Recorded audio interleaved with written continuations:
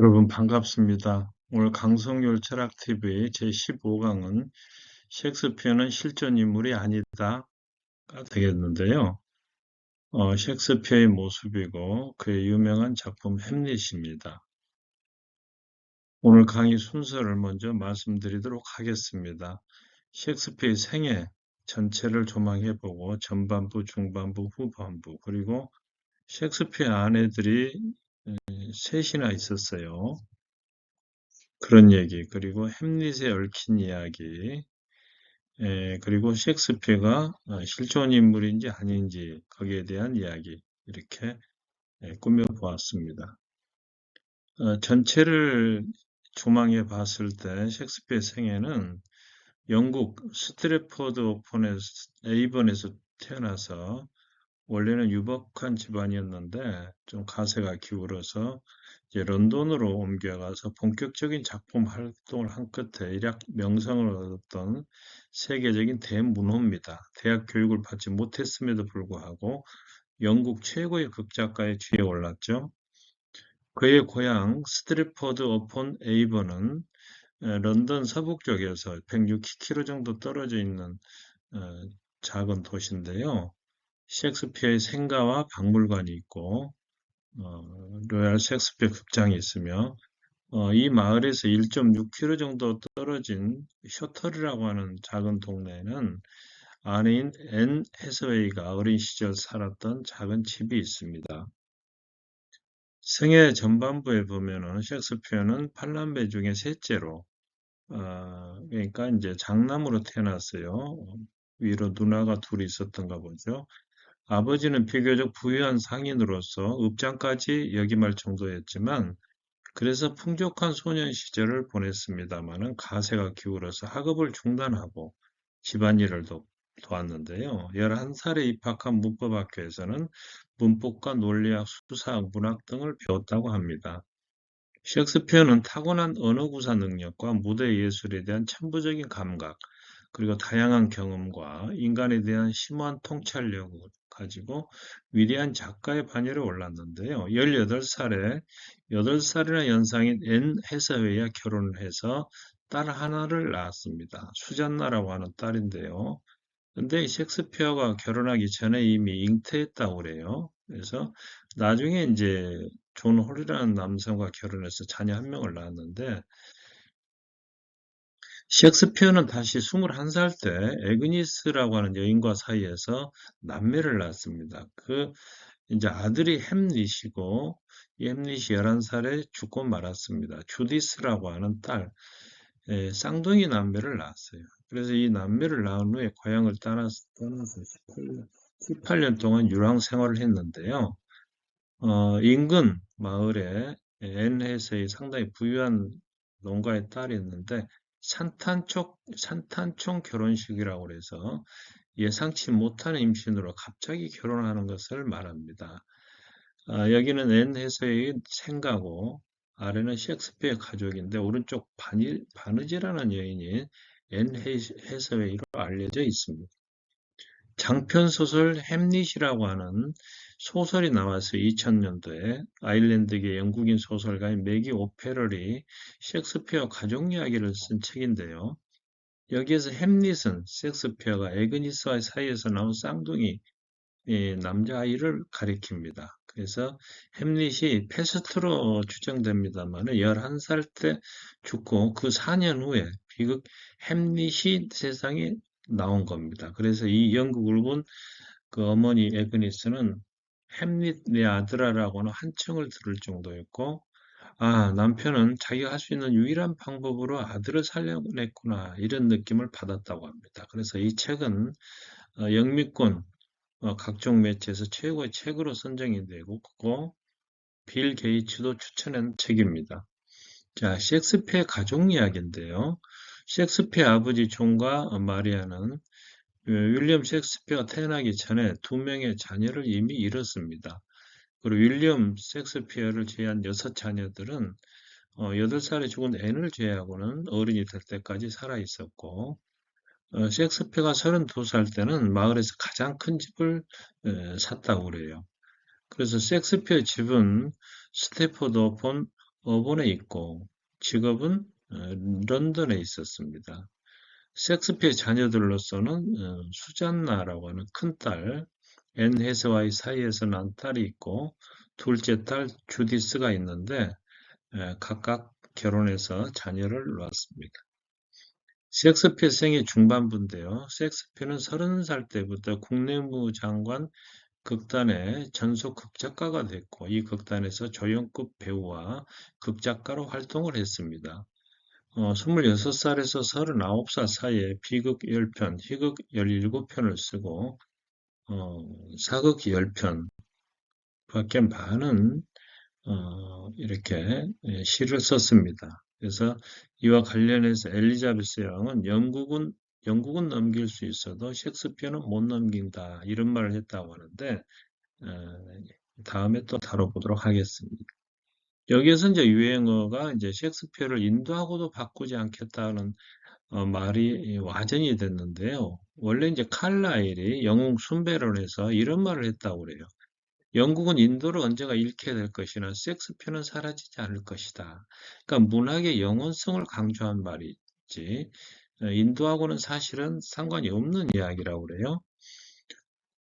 엘리자베스 1세는 헨리 8세, 그 바람둥이 헨리 8세와 엠블린, 비극적으로 죽은 엠블린 사이에서 태어난 유일한 자녀였습니다. 그래서 엘리자베스 때 영국을 세계 최대의 제국으로 발전시킨 데 이바지했고 평생 독신으로 살아서 처녀 여왕이란 별명을 얻었던 여왕입니다.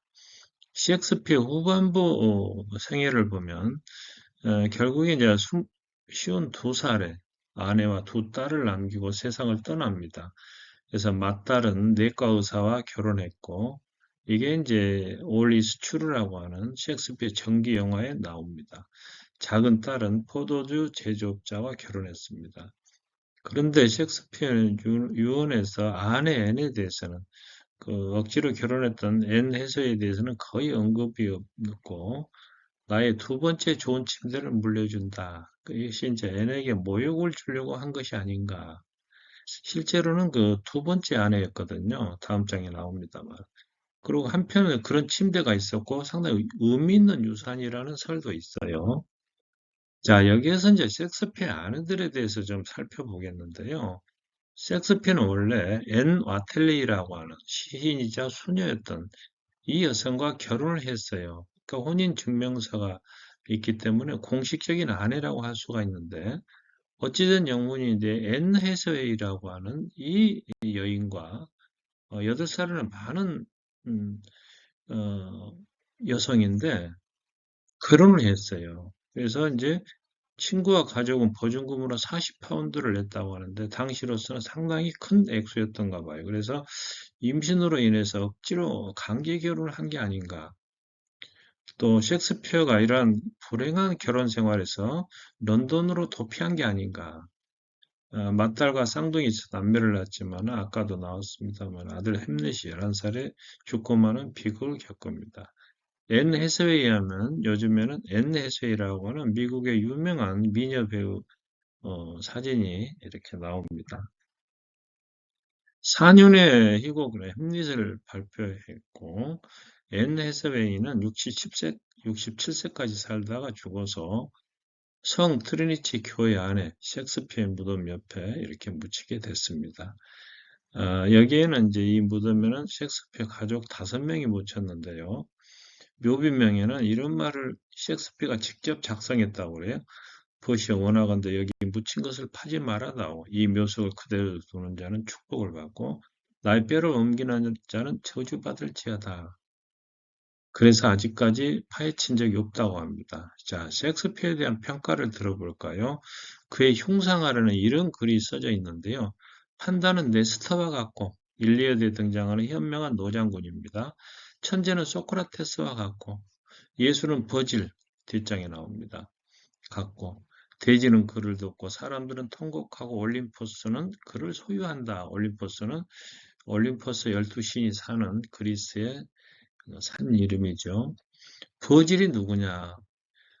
베르길리우스의 영어 이름인데 고대 로마의 시인입니다. 그래서 단테의 신곡에서는 단테를 갖다가 지옥에서 연옥 천국의 문 앞까지 인도했던 그 유명한 시인입니다.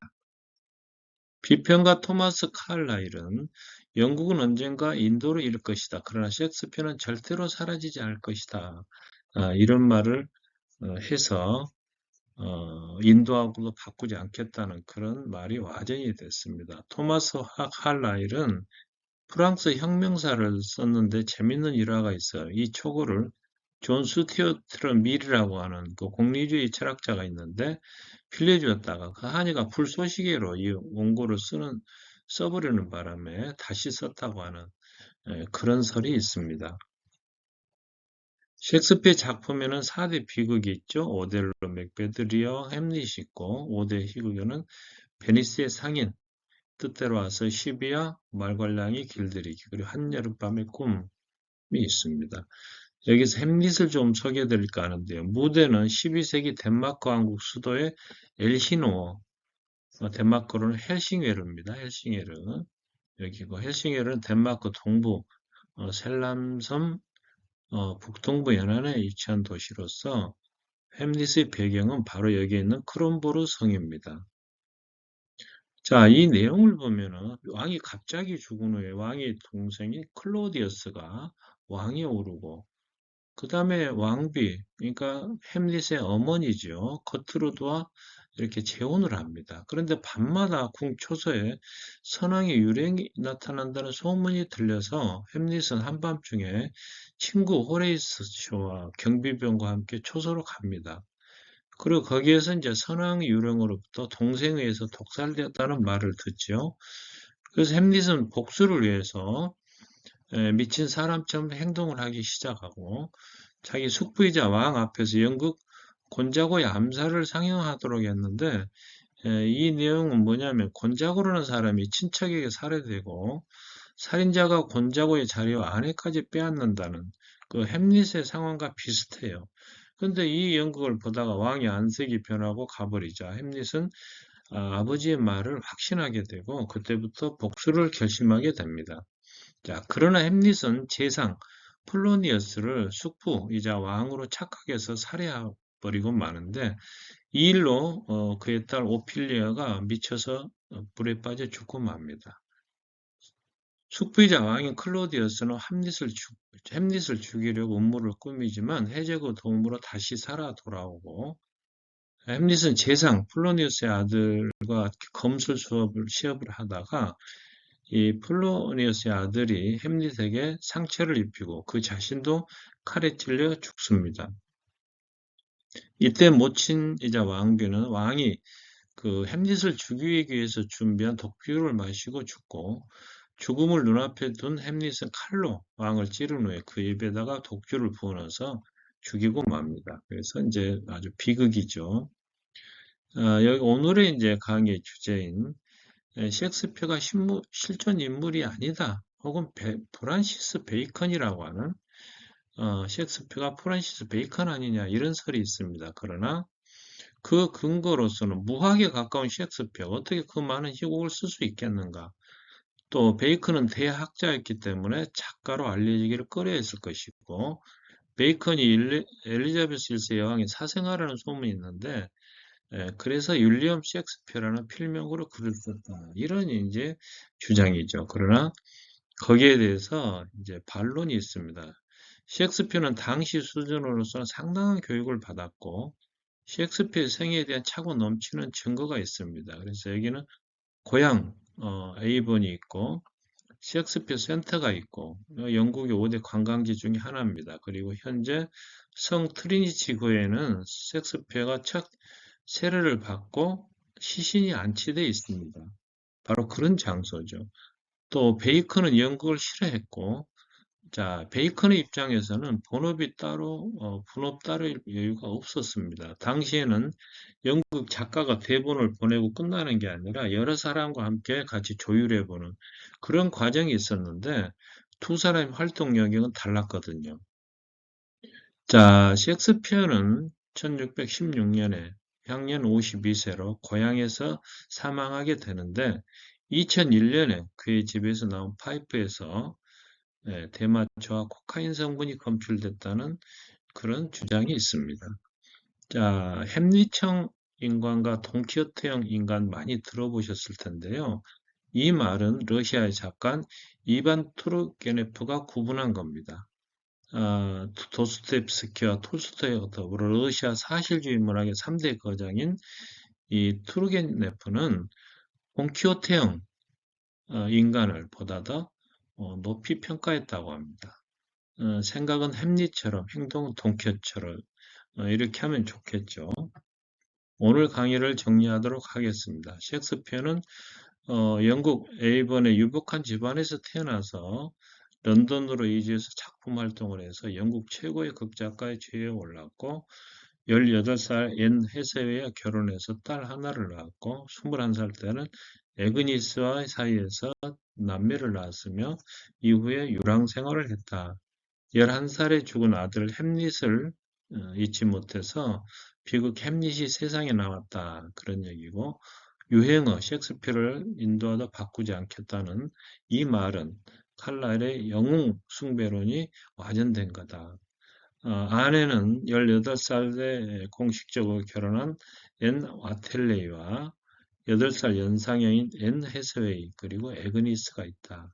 셰익스피어 비극과 5대 희극에 대한 얘기도 좀 했고 그러나 셰익스피어가 실존 인물이 아니라거나 베이컨이라는 설은 사실과 거리가 있다.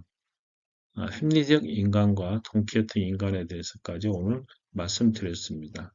영상이 좋으셨다면 구독과 좋아요 부탁드리고 오늘도 시청해 주셔서 감사합니다.